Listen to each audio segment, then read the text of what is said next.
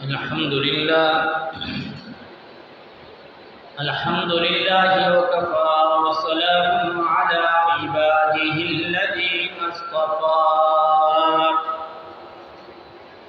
أما بعد فأعوذ بالله من الشيطان الرجيم بسم الله الرحمن الرحيم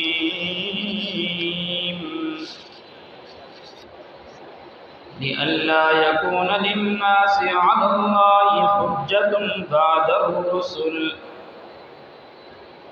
قال الله تبارك وتعالى في مقام آخر فذلك برهانان من ربك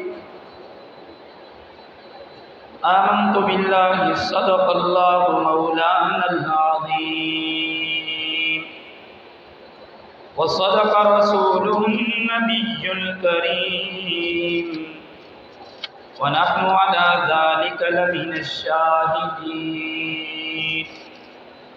والشاكرين والحمد لله رب العالمين.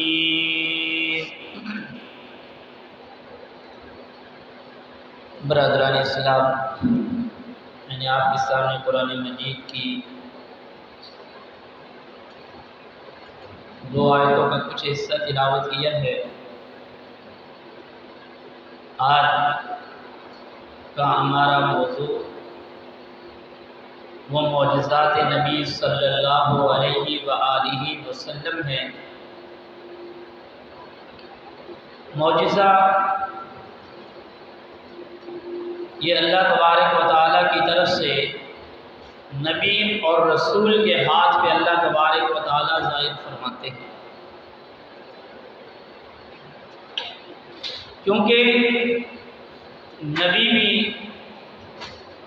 انسان ہوتا ہے اور نبی نے پھر آگے دعوت و تبلیغ کرنی ہوتی ہے. تو لوگ کہتے ہیں آپ کی نبوت پر دلیل کیا ہے؟ آپ یہ والا کام کر دیں تو ہم آپ کو نبی مان لیں گے. تو اللہ تبارک و تعالیٰ انبیاء علیہ السلام کے پھر ہاتھ مبارکوں سے ایسے معجزات سامنے لاتے ہیں کہ لوگ ان کو دیکھ کر پھر ایمان لے آتے ہیں. ہمارے نبی کریم صلی اللہ علیہ وآلہ وسلم کے بارے میں امام بہقی رحمہ اللہ فرماتے ہیں کہ ہمارے نبی صلی اللہ علیہ وآلہ وسلم کے کم و بیش 1000 کے قریب معجزات ہیں. بعض لوگوں کی رائے یہ ہے 3000، بعض لوگوں کی رائے یہ ہے کہ 1200 مختلف روایتیں ہیں.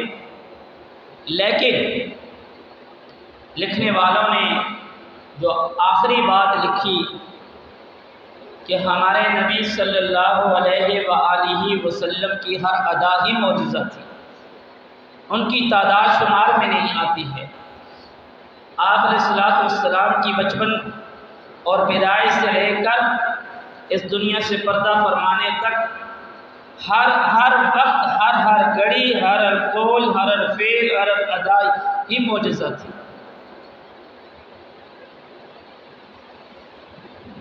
جو نبی ہوتا ہے اس سے جب نبوت کی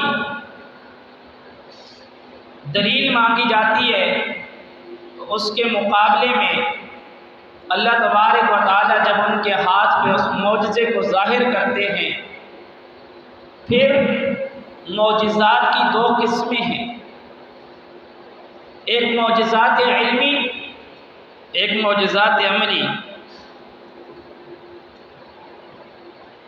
معجزات علمی اس کا تعلق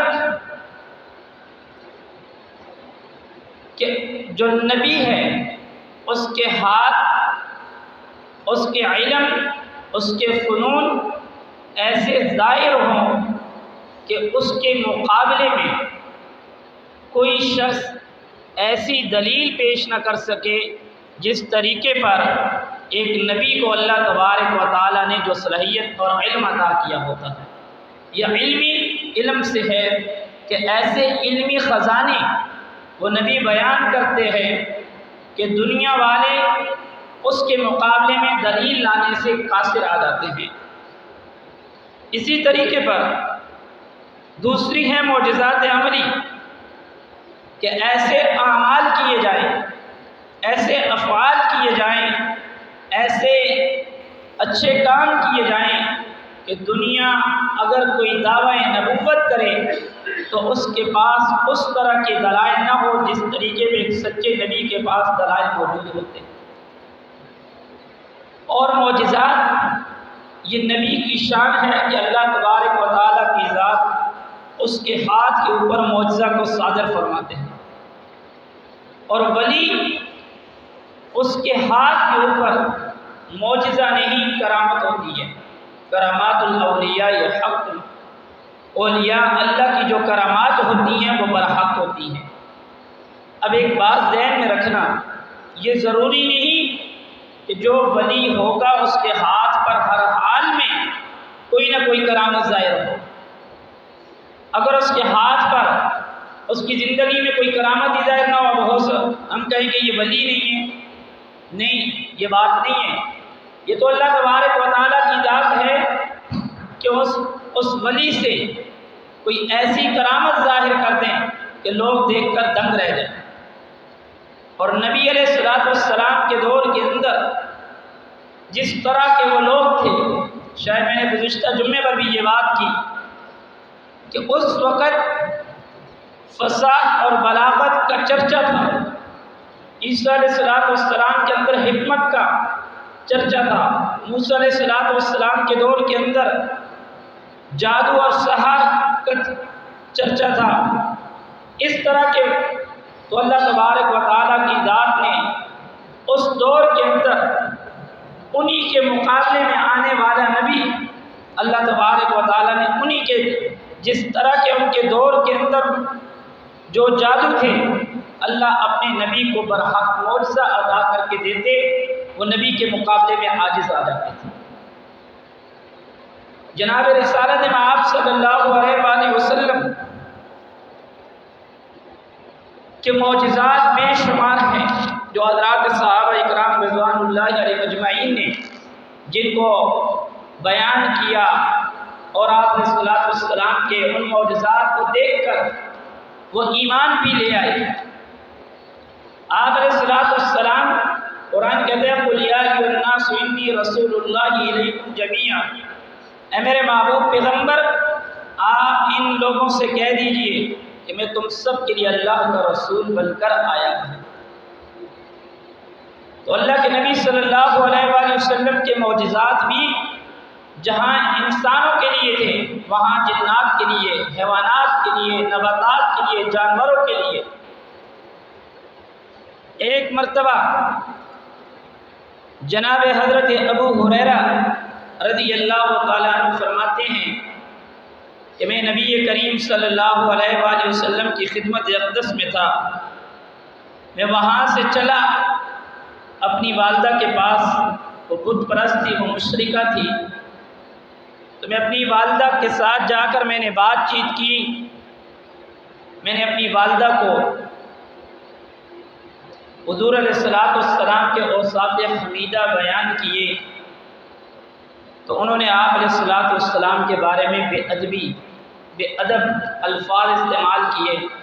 حضرت ابو ہریرہ فرماتے ہیں مجھے بڑے ناگوار گزرے، میں روتا ہوا سیدھا رسول اللہ صلی اللہ علیہ وآلہ وسلم کی خدمت اقدس میں حاضر ہوا۔ میں نے کہا یا رسول اللہ، اس سے پہلے جب بھی میں اپنی والدہ سے بات کرتا تھا تو وہ مجھے مارتی تھی اور میں بھاگ جاتا تھا، آج یا رسول اللہ آج تو میری والدہ نے ایسے کلمات استعمال کیے، میں بڑا رنجیدہ ہوں۔ آپ علیہ السلام نے ہاتھ اٹھائے، حضرت ابو ہریرہ رضی اللہ تعالیٰ عنہ کہا یا رسول اللہ میری والدہ کے لیے دعا فرما دے۔ فرمایا اللہم اہد ام ابی ہریرہ، اے اللہ ابو ہریرہ کی والدہ کو ہدایت نصیب فرما دے۔ ادھر رسول اللہ صلی اللہ علیہ وآلہ وسلم نے ہاتھ اٹھائی، ادھر حضرت ابو ہریرہ رسول اللہ صلی اللہ علیہ وآلہ وسلم سے بھاگ رہے ہیں۔ کسی نے پوچھا ابو ہریرہ بھاگ کیوں رہے ہو؟ فرمایا میں یہ دیکھنا چاہتا ہوں رسول اللہ کی دعا پہلے پہنچتی ہے یا میں ابو ہریرہ گھر میں پہلے پہنچتا ہوں۔ فرماتے ہیں میں گھر میں پہنچا تو میں نے کیا دیکھا، ہمارے گھر کا دروازہ بند ہے، تو میری والدہ کو پتہ چلا کہ ابو ہریرہ آ رہی ہیں، تو میں نے میری والدہ نے اندر سے آواز دی ابو ہریرہ رک جاؤ۔ میں نے کہا پتہ نہیں اب کیا مسئلہ ہے۔ جیسے باہر نکلی تو زبان پہ یہ الفاظ تھے اشہد ان لا الہ الا اللہ اشہد ان محمد عبدہ ورسولہ، کہ ہے ابو ہریرہ میں آپ کے نبی کے اوپر ایمان لے آئی۔ میرے نبی کی دعا کا یہ اثر تھا، یہ آپ علیہ السلام کا معجزہ تھا کہ کچھ دیر پہلے اسی نبی کی وہ توہین کر رہی تھی، میرے نبی نے ہاتھ اٹھائے، میرے نبی صلی اللہ علیہ وآلہ وسلم نے اللہ تبارک و تعالیٰ کی ذات کے آگے ہاتھ اٹھائے، وہی جو پہلے بے ادبی کر رہی تھی وہ تھوڑی دیر کے بعد رسول اللہ پہ ایمان لے کر آ گئی۔ یہ نبی کریم صلی اللہ علیہ وآلہ وسلم کا انسانوں کے ساتھ معجزہ تھا۔ آپ علیہ السلام نے ایک مرتبہ ابو جہل کو دعوت دی تو ابو جہل نے کہا میں آپ کو نبی تب مانوں گا، یہ میرے ہاتھ میں جو کچھ ہے اگر آپ بتا دیں تو میں آپ کے اوپر ایمان لے آؤں گا۔ آپ علیہ السلام نے پوچھا ابو جہل یہ بتاؤ کہ میں بتاؤں یا یہ جو تیرے ہاتھ کے اندر جو چیز ہے یہ خود بتائے؟ ابو جہل سمجھ گیا کہ اگر میں یہ کہتا ہوں نا کہ میں بتاؤں تو شاید بتا دے، لیکن ہاتھ والی چیز ایسی ہے جو تو بولتی نہیں ہے، یہ کیسے بتائے گی؟ ابو جہل نے کہا کہ نہیں آپ نہیں بتاؤ، میرے ہاتھ والی چیز بتا دے۔ تو ہاتھ کے اندر کنکریاں پکڑی ہوئی تھی، پتھر تھے، انہوں نے زبان حال سے پڑھا اشہد ان لا الہ الا اللہ و اشہد ان محمد عبدہ و رسولہ، کہ ہم گواہی دے رہے ہیں کہ یہ اللہ تبارک و تعالیٰ کے بندے اور اللہ کے رسول ہیں، یہ آخری نبی ہیں۔ تو آپ علیہ السلام کے اس معجزے کو دیکھ کر وہ دنگ رہ گیا کہ یہ کیا ہو گیا، میں تو یہ سمجھ رہا تھا کہ یہ کبھی بھی نہیں بول پائیں گی، تو ان پتھروں نے بھی میرے آقا صلی اللہ علیہ وآلہ وسلم کے اشارے کی بدولت، میرے آقا صلی اللہ علیہ وآلہ وسلم کے کہنے کے اوپر ان پتھروں نے بھی یہ گواہی دے دی جو بے زبان تھے۔ یہ آقا صلی اللہ علیہ وآلہ وسلم کا معجزہ تھا کہ آپ علیہ السلام نے ان کی طرف اشارہ کیا تو وہ پتھر بھی بولنا شروع کر دیے۔ اسی طریقے پر آپ علیہ السلام نے کے پاس حضرت فاطمہ الزہرا رضی اللہ تعالیٰ عنہ تشریف لائیں، بڑی سخت بھوک کے اندر تھی، بڑی سخت پیاس کے اندر تھی، تو آپ علیہ السلام نے چہرہ مبارک کو دیکھ کر پہچان لیا کہ میری بیٹی کو بھوک لگی ہوئی ہے۔ سرکار دو عالم صلی اللہ علیہ وآلہ وسلم نے اپنا دست مبارک اپنی بیٹی اپنی لخت جگر کے سینے پہ رکھ کر دعا کی، اللہ تبارک و تعالیٰ نے ان کی بھوک اور پیاس کو ختم کر دیا۔ یہ ہمارے نبی صلی اللہ علیہ وآلہ وسلم کے بے شمار معجزات تھے۔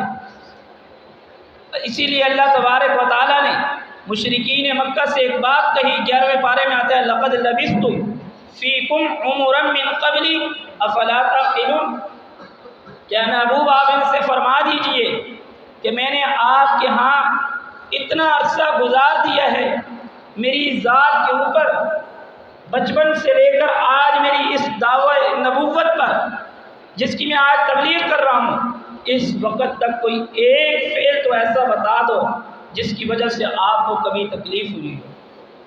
وہ سب کے سب عاجز آ گیا۔ فلا تعقلون، کیا تم عقل نہیں رکھتے ہو؟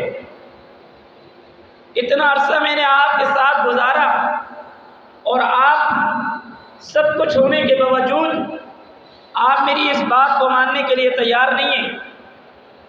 یہی ابو جہل، پاک پیغمبر صلی اللہ علیہ وآلہ وسلم کی بچپن کا زمانہ تھا، آپ علیہ السلام کہیں اپنے مکہ سے باہر نکل گئے اور راستہ بھی بھول گئے۔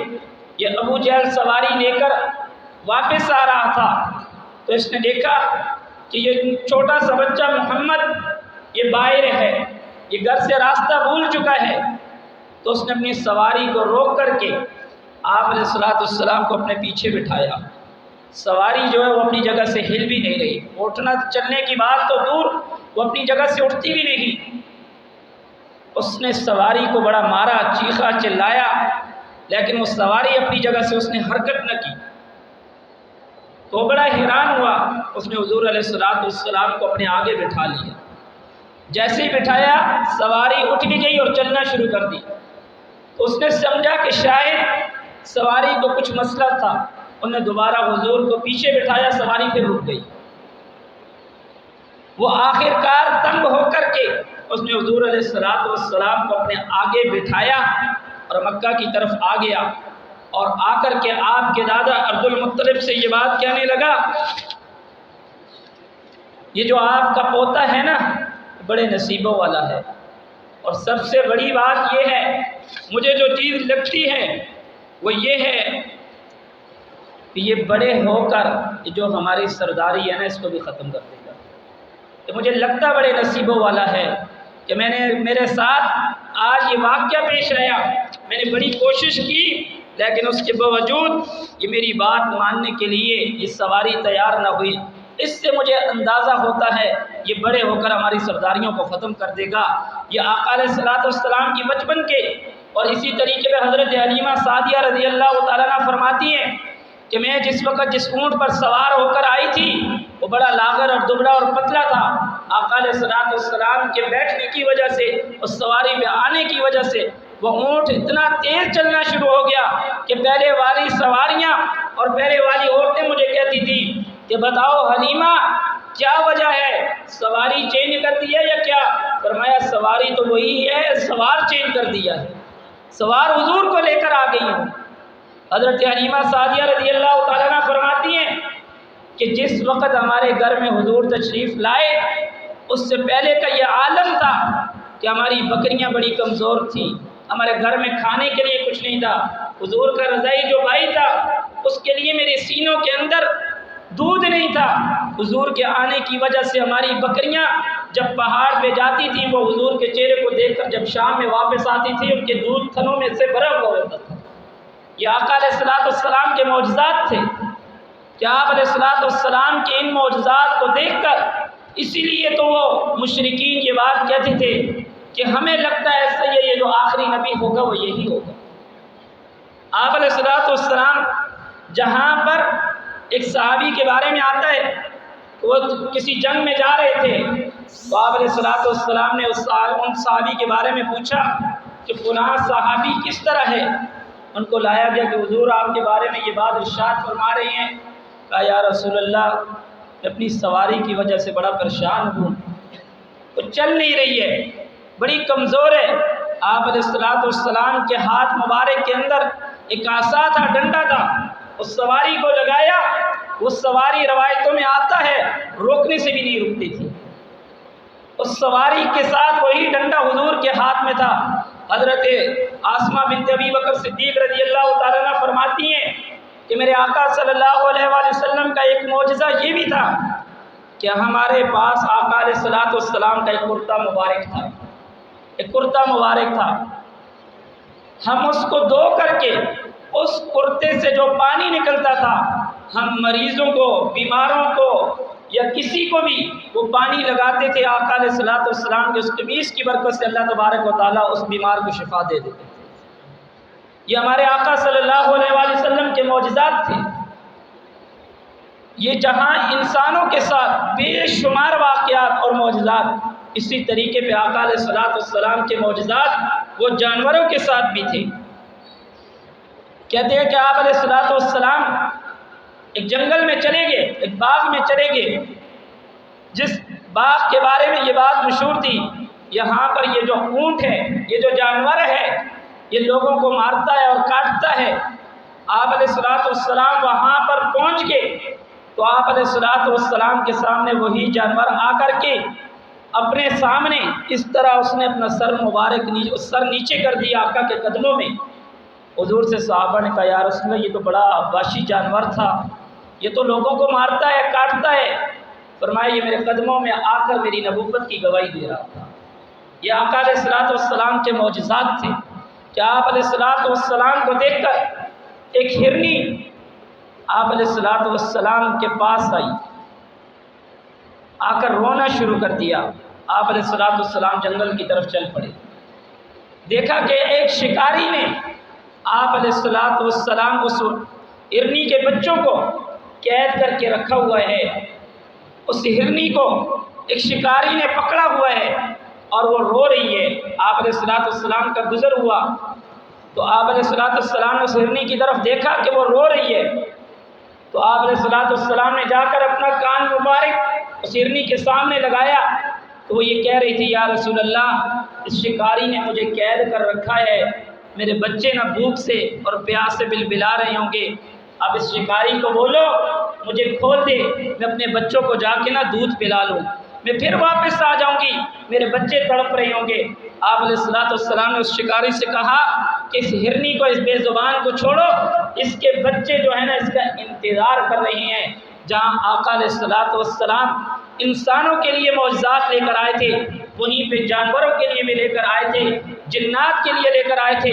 आप अलैहिस्सलातु वस्सलाम का एक एक फ़ेल, एक एक अमल, एक एक कौल, वो सब का सब मौजज़ा था। इसलिए ये जो मौजज़ात बयान किए जाते हैं, इनका मकसद क्या है कि हमारी हुज़ूर अकरम सल्लल्लाहु अलैहि वसल्लम के साथ हकीकी मोहब्बत होनी चाहिए। आका अलैहिस्सलातु वस्सलाम के बाद किसी भी दुनिया में नबी ने पैदा नहीं होना है। कोई मुद्दई नबुव्वत लाख बार कहे वो झूठा है। हमारा ईमान है, मा काना मुहम्मदुन अबा अहदिम मिन रिजालिकुम वलाकिन रसूलुल्लाहि व खातमन नबिय्यीन व काना अल्लाहु बिकुल्लि शैइन अलीमा। व आखिरु दावाना अल्हम्दुलिल्लाहि रब्बिल